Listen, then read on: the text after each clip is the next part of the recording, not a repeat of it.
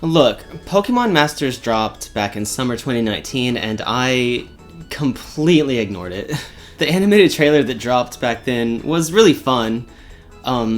It looked pretty cool, but mobile games have always been a tough sell for me, and with all the controversy surrounding the Pokemon Company's decisions with Sword and Shield happening around that same time last year, it kind of faded quickly from my radar, and I forgot its existence entirely until, like many others, I stumbled upon an unexpected trending hashtag last night that, said this?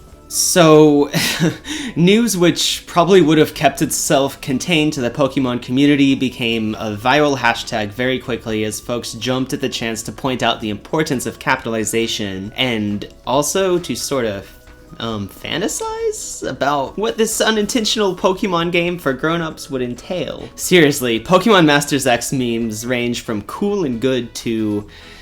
yeah. Now, it's no secret that fan-made adult Pokemon content is more or less the pure embodiment of the "it's okay because they're fictional" argument for maps, and I'm really not going to get into that here and now, but credit where credit is due, the hilarious situation surrounding this hashtag led me into looking up exactly what Pokemon Masters X is, and regrettably tickling my curiosity enough to give the game a try after all this time remaining blissfully unaware of its existence. Before I get into my thoughts on the part of this game I played, I want you to keep in mind that the development team issued a statement in October 2019 in response to negative fan feedback regarding the game's content, design, difficulty, and rewards. Supposedly, these criteria have all been addressed since launch and content greatly expanded, hence the X rebranding. It's short for extra. Did nobody think about how this would play out on the internet? Anyway, also keep in mind, I didn't go into this game looking for differences from the original because I'd never played it. So the game just kind of starts out like every other mobile game ever and thrusts you straight into an unending sequence of scripted bullshit, starting with a playable intro pitting the very unexpected Gen 1 heroes against the three most immediately recognizable Elite Four champions. You win, because you can't lose, and then we get to meet ourselves. The new pro tags for this outing. These nerds.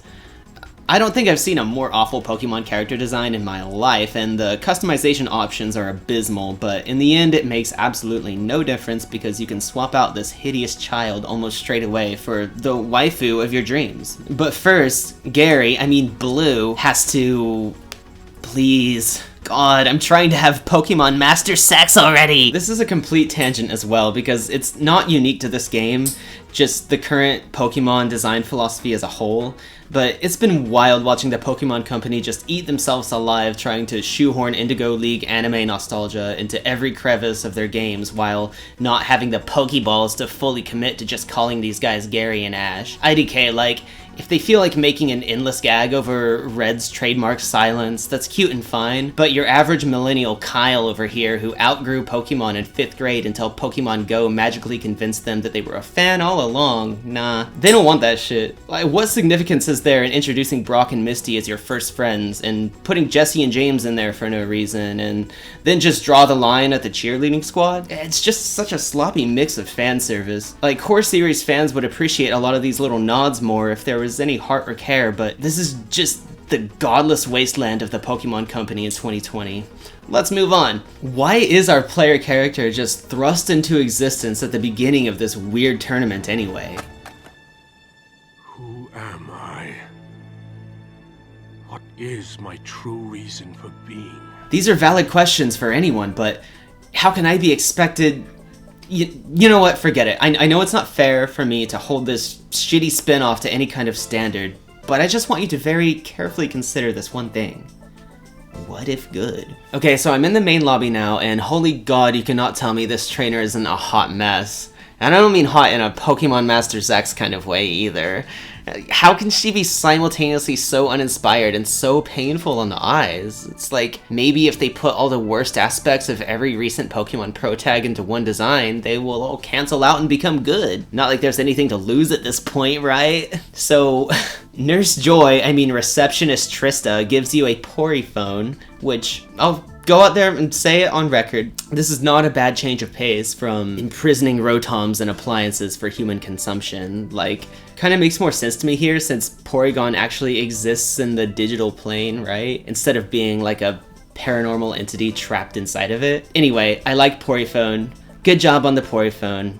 It's great. I'm loving it. It's a great time. But anyway, like I mentioned before, Brock and Misty just barge into your life here and demand friendship from you, so you join them. No need to question why these reputable gym leaders took an interest in befriending a nobody, or why they don't have a third teammate already, but maybe they mistook me for their long-lost buddy because of the inexplicable Pikachu following me around. Wait.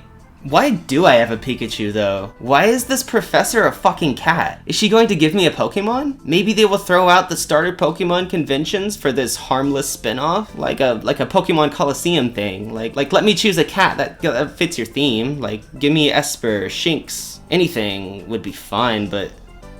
God, no. No. This can't be real. This game is determined to make every decision I've wanted the devs not to make, and it just keeps coming. In the first chapter, they start out by ramping up the riveting narrative when Brock doesn't explain at all how he has acquaintances with Rosa from Black and White 2, and he really wants to squad up, so let's go. But oh no! It turns out she is being harassed into battling by some goons. I just need to point out the hilarious phrasing here, like, it's against the rules to force a trainer to battle if they don't want to. I feel like forcing someone to do anything they don't want to do is like at best mean and shitty, but often very illegal. Like, where would that need to be an official rule and not just commonly understood? Top Waifu and Rosa's best friend Cynthia tries to reason with her assailants that her Pokemon are too worn out to fight, but Street Thug and Punk Girl just won't take no for an answer. So begins your first battle tutorial because the other one meant fuck all or whatever, so I beat that, and I felt pretty good about myself for being able to help out an NPC in need. But I mean, Rosa is also a champion by the end of her game, so surely she would be better equipped to take on these playground bullies than myself, who was born less than 5 minutes ago. I can only assume her Pokemon were also tuckered out, except what the fuck? We gotta have a Pokemon battle? What if I don't want to? Didn't we just establish this is not only against the rules, but a violation of my rights? And also, my Pokemon's tired now too, from fighting your battle, which I now see that you could have taken care of just fine. So I didn't get much further than this first chapter. In seriousness, and I understand that this hardly needs to be said about a free-to-play game, but the game's writing speaks volumes on the amount the consumer is expected to care about the quality of the product, which is to say not at all. Churn out gacha game, get free money. It does nothing to adapt the mobile formula in a compelling way at all. If it comes across like I'm unfairly roasting this game because Nintendo has done similar things to their IPs before, that's fair, but I at least hope you can see what I'm getting at with how void of life this is. I mean, Fire Emblem Heroes at least has solid original character designs and scenarios, like, for a free-to-play game. Why am I making a choice between these two responses? I don't know.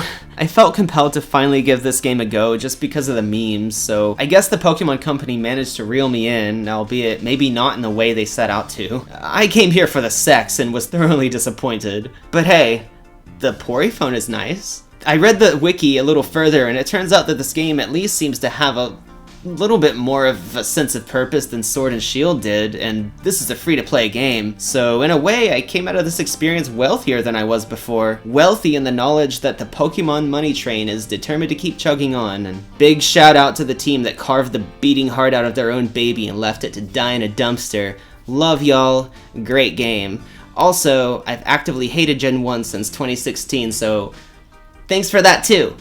Anyway, let me know your thoughts on Pokemon Masters X. Either the meme or the game. I personally know which one I enjoyed more. But what about you? I also want to quickly clarify that my deep dissatisfaction with the modern direction of the Pokemon franchise does not mean I'm not a fan. I feel so strongly about their questionable business decisions precisely because of my lifelong appreciation for the series, so please don't take my critiques and dramatic tone as any kind of personal attack if you enjoy modern Pokemon. I'm not your dad, just a boy on the World Wide Web. You can like what you like, and I'll continue blaming capitalism for the death of art. With that said, leave a like and let it all out in the comments if you feel the need. If you have any corrections, suggestions, and critiques, send them my way. Subscribe for more gaming content, and have a great day. Slay. Have a great day. Have a great